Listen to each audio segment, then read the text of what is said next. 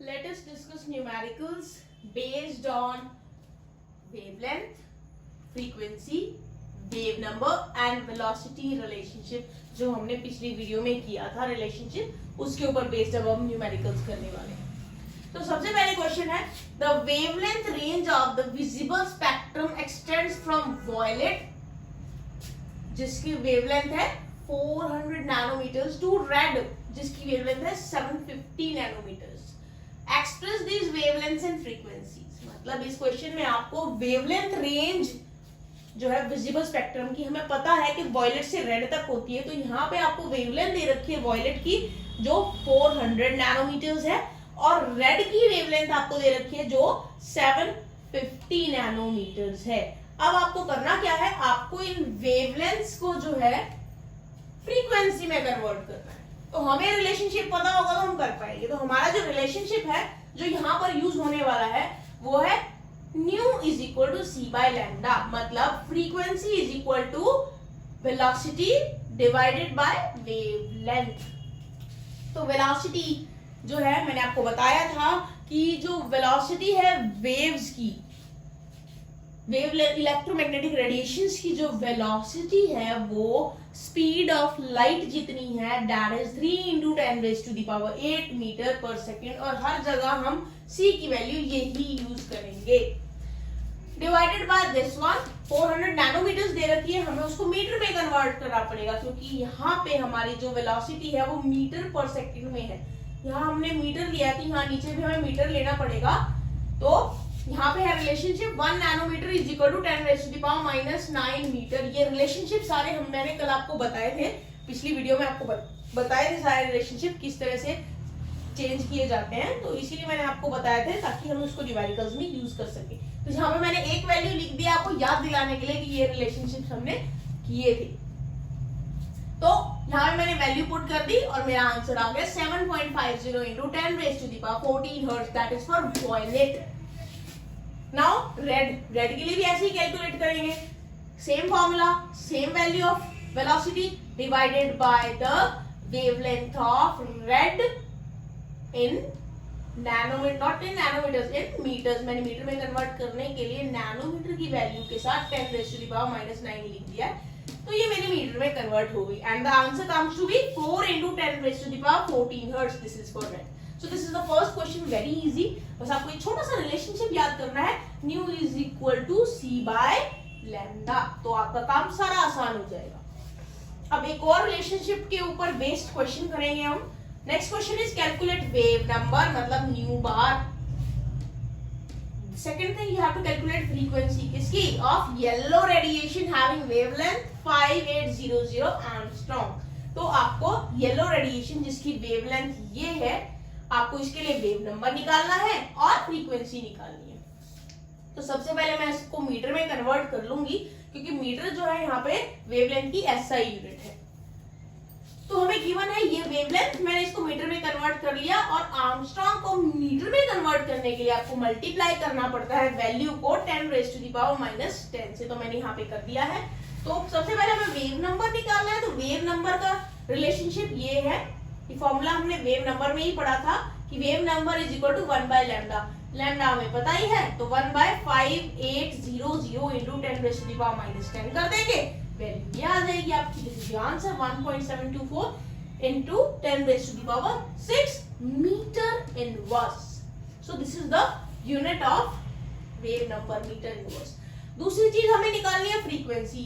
Frequency के लिए वही पुराना वाला फॉर्मूला जो अभी हमने पिछले क्वेश्चन में यूज किया था, same formula, new is equal to c by lambda. सी की वैल्यू सेम 3 × 10⁸ मीटर पर सेकेंड. हमारे पास लैम्डा है ही, वेवलेंथ है ही, वैल्यू पुट करके आंसर आता है 5.172 × 10⁻14 सेकेंड इनवर्स. तो इस तरह से आप न्यूमेरिकल सॉल्व करते हैं which are based on the lambda, nu bar, C relationship. Now we are going to discuss the particle nature of electromagnetic radiation, means Planck's quantum theory. So अभी हमने पढ़ा था पहली वीडियो में कि जो न्यूटन की जो कॉर्पस्कुलर थ्योरी है उससे रिफ्लेक्शन और रिफ्रैक्शन जो है एक्सप्लेन हो सकते थे, वो पार्टिकल नेचर ऑफ थ्योरी थी। तो ये भी पढ़ा था हमने कि वो जो कॉर्पस्कुलर थ्योरी थी न्यूटन की, जिससे पार्टिकल नेचर दिखता था, उससे डिफ्रैक्शन और इंटरफेरेंस जैसे फेनोमेना एक्सप्लेन नहीं हो सकते थे। तो उसके लिए हमने कहा था कि वेव नेचर है जो इलेक्ट्रोमैग्नेटिक रेडिएशन का, वो एक्सप्लेन कर सकता है डिफ्रैक्शन और इंटरफेरेंस। डिफ्रैक्शन था bending of waves with obstacle, मतलब कि ऑब्स्टिकल के पास आने पे वेव्स बेंड हो जाती। Interference mixing of two waves था जिनकी फ्रीक्वेंसी सेम या डिफरेंट हो सकती है। तो वो ये जो दो फिनोमिना है वो वेव नेचर जो है एक्सप्लेन कर पा रहे थे, जो कि पार्टिकल नेचर के अकॉर्डिंगली हम इन दो फिनोमिना को एक्सप्लेन नहीं कर पा रहे थे। लेकिन ये इतने सारे और फिनोमिना आ गए, ये वाले फिनोमिना तो वेव नेचर ऑफ थ्योरी भी नहीं एक्सप्लेन कर पा रही। तो these are the observation which cannot be explained even with the help of electromagnetic theory of 19th century physics। so क्या है ये फिनोमिना जो ये भी नहीं एक्सप्लेन कर पा रहे? सबसे पहला है ब्लैक बॉडी रेडिएशन, मतलब कि nature of emission of radiation from hot bodies. Black body radiation का मतलब ये नहीं कि ब्लैक बॉडी से जो रेडिएशन निकल रही है, यहाँ हम बात कर रहे हैं जो रेडिएशंस एमिट हो रही है हॉट बॉडी से, वो उसकी बात कर रहे हैं। नहीं एक्सप्लेन कर पा रही थी इलेक्ट्रोमैग्नेटिक थ्योरी, जो wave nature of electromagnetic radiations की बात थी। Now next is the photoelectric effect. क्या है ये photoelectric effect? It is the ejection of electrons from metal surface when radiation strike it. मतलब जब मेटल के सरफेस पे रेडिएशन फॉल करती है तो मेटल के जो सरफेस पे इलेक्ट्रॉन है ना एटम्स के अंदर, वो फटाफट से वो एनर्जी लेंगे और एक्साइट होके बाहर निकल जाएंगे। इस इफेक्ट को हम फोटो इलेक्ट्रिक इफेक्ट बोलते हैं। नहीं एक्सप्लेन हुआ इस वेव नेचर ऑफ थ्योरी से। थर्ड है variation of heat capacity of solids as a function of temperature, मतलब कि अलग अलग सॉलिड्स की हीट कैपेसिटी अलग अलग थी and it was a function of temperature. इसको भी एक्सप्लेन नहीं कर पाई wave nature of theory, wave nature theory. Last line spectra of atoms with special reference to hydrogen, ये भी जो है आपकी इलेक्ट्रोमैग्नेटिक थ्योरी, जिसको हम wave nature of electromagnetic radiation बोलते हैं, वो नहीं एक्सप्लेन कर पाई। तो ये चार जो आपके यहाँ पे मैंने ऑब्जर्वेशंस लिखी है वो नहीं एक्सप्लेन हो पाए इलेक्ट्रोमैग्नेटिक थ्योरी से। सो इसकी एक्सप्लेनेशन के लिए भी कुछ ना कुछ तो पढ़ना पड़ेगा ना, तो वो हम अब पढ़ेंगे। जो फिनोमेना इलेक्ट्रोमैग्नेटिक थ्योरी नहीं एक्सप्लेन कर पाई थी, उनको एक्सप्लेन करने के लिए मैक्स प्लैंक ने 1900 में एक थ्योरी दी जिसका नाम था प्लैंक्स क्वांटम थ्योरी। तो मैंने टॉपिक में पहले ही लिखा था कि particle nature of electromagnetic radiations, that is Planck's quantum theory. तो देखिए इसके मेन पॉइंट्स क्या हैं इस थ्योरी के। सबसे पहला पॉइंट है radiant energy is emitted or absorbed discontinuously in the form of small energy packets called quanta, and in case of light these quanta are known as photons। मतलब कि जो एनर्जी रेडिएंट एनर्जी है, कोई भी जो energy है जो emit हो रही है या एब्जॉर्ब हो रही है, वो कॉन्टिन्यूसली नहीं होती है, एक साथ नहीं होती है, वो छोटे छोटे स्लॉट्स में डिसकॉन्टिन्यूअसली होती है। और वो जो डिसकॉन्टिन्यूअसली होगी तो वो जो छोटे छोटे एनर्जी पैकेट्स की फॉर्म में होती है, और इन छोटे छोटे एनर्जी पैकेट्स को हम बोलते हैं क्वांटा। लेकिन लाइट के केस में हम क्वांटा नहीं बोलेंगे, हम बोलेंगे फोटॉन्स। तो पहला पॉइंट ये है। दूसरा पॉइंट है the energy of each quanta is directly proportional to the frequency of the radiation, that is E is directly proportional to nu। मतलब जो एनर्जी है, अब क्वांटा की हमने बोल तो दिया है कि energy, small energy packets quanta की फॉर्म में रेडिएंट एनर्जी एमिट या एब्जॉर्ब होती है। अब एक क्वांटा में कितनी एनर्जी है वो जानने के लिए हमारे पास फॉर्मूला है E is directly proportional to nu, मतलब कि जितनी ज्यादा फ्रीक्वेंसी रेडिएशन की उतनी ज्यादा एनर्जी क्वांटा की। तो हमें ये प्रोपोर्शनलिटी साइन हटाना है क्योंकि हम प्लैंक्स क्वांटम थ्योरी पढ़ रहे हैं, तो जो कांस्टेंट आएगा वो प्लैंक्स कांस्टेंट आएगा। तो यहाँ पे जो स्मॉल h है ये प्लैंक्स कांस्टेंट है और हमें पता है nu is equal to c by lambda. तो हम इसको E is equal to h nu के अलावा E is equal to h c by lambda भी लिख सकते हैं। Just a small rearrangement, nothing else. Now here h is Planck's constant, अभी मैंने बताया था आपको, और इसकी वैल्यू क्या है 6.626 into 10 raised to the power minus 34 joule second और 3.99 into 10 raised to the power minus 13 kilo joule second mole inverse. तो ये वैल्यू है आपकी जो आपको याद करनी पड़ेगी क्योंकि न्यूमेरिकल्स में ये यूज होने वाली है और जरूरी नहीं है कि आपको न्यूमेरिकल्स में ये वैल्यू गिवन हो, तो इस जगह पे गिवन भी होती है लेकिन स्टिल बैकअप के लिए याद कर लो, नहीं गिवन हुई तो प्रॉब्लम हो जाएगी, तुम्हारे ही मार्क्स कटेंगे।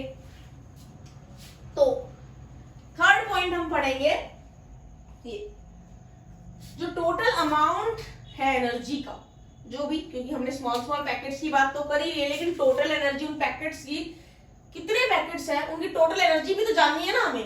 तो जो टोटल एनर्जी है जो एमिट हुई है या एब्जॉर्ब हुई है, जो बॉडी ने की है एमिट या एब्जॉर्ब, वो क्या है, कुछ होल नंबर में है या इंटीग्रल मल्टीपल है क्वांटम का, मतलब कि E is equal to h nu के आगे n लगा दिया, n 1 2 3 4 कुछ भी हो सकता है। तो एक पैकेट की एनर्जी, अगर एक क्वांटा की एनर्जी अगर h न्यू है तो n क्वांटा की कितनी होगी, E is equal to n h nu. वही छोटा सा यूनिटरी मेथड जो मैथ्स में पढ़ते थे, बस वही है, एक की ये और n की ये वैल्यू होगी। तो जो एनर्जी एवोगैड्रो नंबर से एसोसिएटेड है तो हम क्या करेंगे, उसमें भी कुछ खास नहीं करना है, सिर्फ n की जगह n नॉट आ जाएगा जो कि एवोगैड्रो नंबर का साइन है और जिसकी वैल्यू होती है 6.022 into 10 raised to the power 23।